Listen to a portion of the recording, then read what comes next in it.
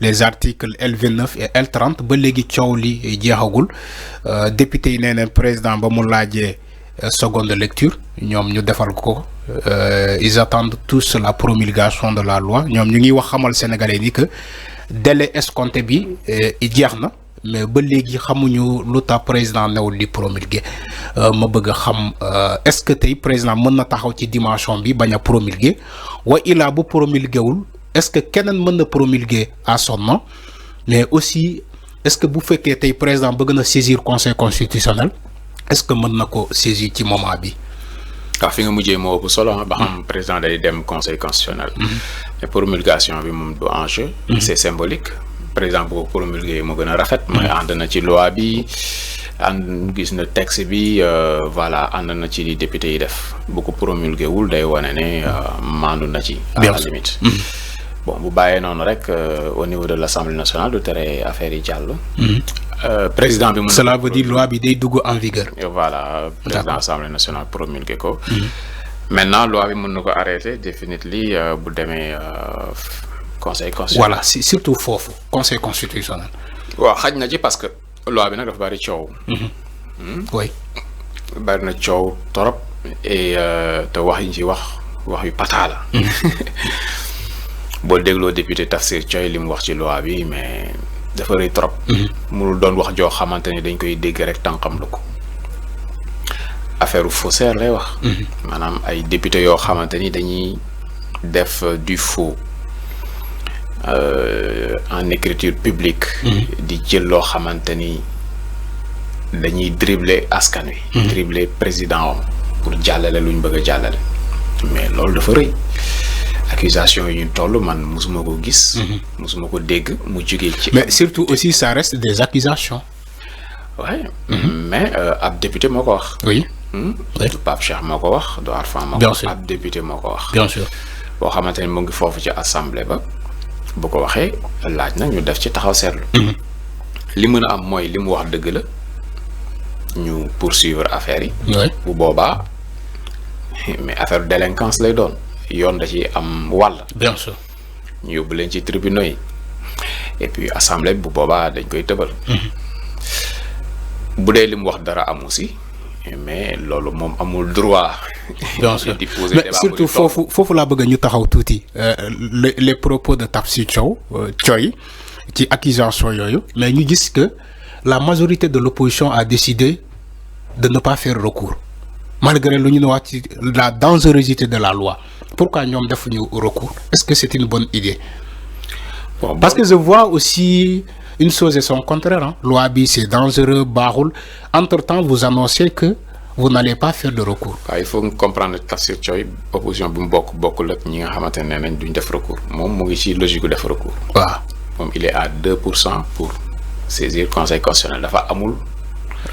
moyen way amul 17 députés yu ànd ak. bien sûr ci non aligné lañ bokk motuñu. mais moom bokkul takku wàllu. non. ah d'accord bokkuñu ci 10e. waaw amuñu 10e de député yoo xam may na leen ñu def.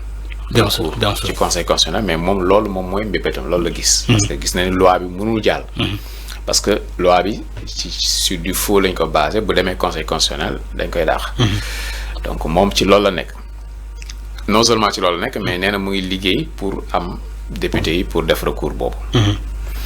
voilà pëccoxoo la daal. oui pëccoxoo la bu méttee métti léegi nag ki nga xamante ni moo war a àtte. moom mooy ki nga xamante ni mooy le gardien de la constitution ki war a superviser institution yëpp ñu dox jaare yoon ki nga xamante ni mooy le clé de voûte. la clé de voûte des institutions.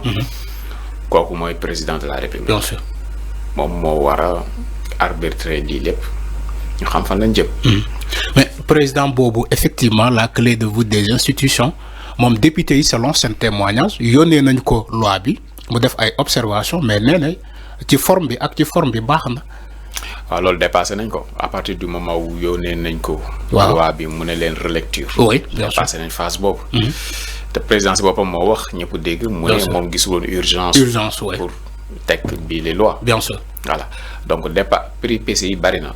foofu romb nañ ko. am président approuvé na wala déet. oui mu ñu ngi xaar mu promulgué ko ba léegi promulgué wu. oui loolu ça veut dire ce que ça veut dire. oui am na lu muy tekki loolu. d'accord voilà léegi nag li ci des moom mooy fan la président di jëm ak mbir mi est-ce que day dem conseil constitutionnel est-ce que day bàyyi rek mbir mi mu jàll nii bon loo ci mënti dégg nekk na loo xamante ni déjà ça interpelle tout le monde. Bien sûr. loi la boo xamante ni loi bu lëj la. loi bu yéeme la boo xamante ni baaxul ci image yu assemblée nationale. ci ni mu jàllee.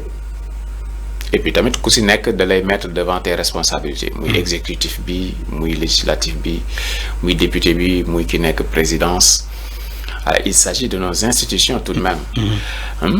li ñuy wax moom mooy suñu code électoral la ñuy wax. ay mbir yu jóge ci suñuy député ci suñu assemblée war a jaar présidence de la République après primature donc il s'agit de l'État. Il s'agit de l'État. Voilà donc dafa war a nekk loo xamante ni dafa war a jaar yoon. mais ci loi bi lañ descendi ba léegi je rappelle que yéen a ngi seetaan seen émission point d'actu mais Pape ci loi bi le maire de Médina Bamba Fall ci ay benn jotaay dafa yëkkati baat ne loi bi toutefois bu jàllee dafay permettre Barthélémy Diaz de récupérer la mairie de Dakar. Mais aussi dafay permettre à ce même Barthélémy Diaz de retourner à l'Assemblée nationale et d'occuper son poste de député est-ce que yow ànd na ak moom ci Bamba Fall lu mu wax ni non moi je suis pas juriste. loolu débat juriste yi la ñoom ñooy xool li nga xamante ni ci biir ban article la est-ce que L29 kese la ñu évoqué woon pour jëlee Barthélémy Diaz ci mairie bi. ci mairie bi. wala article 277 c'est quoi. des codes de collectivité. Voilà loolu beneen bataille. bien sûr. mais ça rappelle que Bamba Fall reste un redoutable politique. boo xamante ni xam na fi nga xamante ni fa lay dut baaraamam xam na kañ lay rebondir parce que dafa fekk rek waa Pastef ci seen jeu. dañ leen di jiiñ ne dañu indi benn loi boo xamante ni sabadoor la bu ñu ñawal Ousmane Sonko ñu ne déedéet. loi bi c'est impersonnel. ñëpp lay. donc cela veut dire que si Bamba Fall day jouer le jeu. Bamba Fall nee na waaw kay comme loi bi c'est impersonnel te dafa rétroactive. maanaam passif judiciaire boo xamante ni homme politique bi amoon na ko da koy effacer. Barthélémy mu ngi fi moom tamit même chose la léegi même loi bi nga xamante ni moom mooy effacer lépp loo xamante ni wàllu yoon mu ngi woon ci ndodd diw ak diw ak diw. Barthélémy ci la bokk. L29. lañ tegoon pour jële ko ci maire bu Dakar. pour nangu mandat député comme effacé na ko léegi da koy jëlaat ça c'est de la pure politique. ci politique la ñu nekk quoi ay galgal politique tout ça. bon et puis à la sénégalaise quoi. politique à la sénégalaise il est très futé Bamba donc loi bi voilà ramification yegg na ba foofu. léegi nag. mënoo bëgg une chose et son contraire mooy maanaam. waaw ñu bari dañu song loi bi ne loi bu dangereuse la parce que dafay rétroagir. luy rétroagir dafa dangereux. parce que décision de justice yi amoon avant loi bi di am yooyu lay ñëw mu kase ko. ñu jël nit yóbbu ko tribunal atte ko au nom du peuple condamné ko loi bi ñëw kase loolu effacé ko ne ko amatul. mais est-ce que sous contexte bu ñuy ne une loi douce. day rétroagir du ci contexte boobu di rek yëpp en tout cas day rétroagir. et bu rétroagiree conséquences yi moo nekk nii. ñoo la Barthélémy Diaz ok ci dossier Ndiaga Diouf topp nañ ko ci ba mu ñàkk mairie bu Dakar. topp nañ ko ci pourtant loi bi ci exposé des motifs dafa nekk ñi def crime ñu daanee ci crime bokkuñu ci kii bi mais ci rétroagir bi. ñu daan ci crime. waaw ñoo te dañu leen condamné. ci crime. ñooñu juge bi dafay maintenir c'est comment dire condamnation bi. kon ça kon bu boobaa polémique bi du sori en tout cas benn wax la boo xamante ni les spécialistes. oui droit des yi ñëw. surtout ñoom la ñuy xaar ñoom. ce qui est sûr moom mooy li indi débat bi. li tax mu possible. mooy loi boo xamante ni dafay rétroagir. dafay ñëw ci li nga xamante ne amoon na ba ay condamnation jiboon si. bien sûr am na ñu bari dañ ne loolu c'est dangereux. buñ ci duggee après daf ñuy indil problème saafara buy jur jàngoro la ñooñu nag laay ragal ñu am dëgg léegi ñu ngi commencé naan non bu rétroagiré lii lay fomp mais lay bokk ci. waaw tâche bi dina ko dindi mais tâche bee bokk ci. bàkkaar bi dina ko dindi mais bee bokk ci. ñu ngi commencé di segg. mais ñi nga xamante ne woon nañ attention rétroactivité bi daf ñuy indil problème.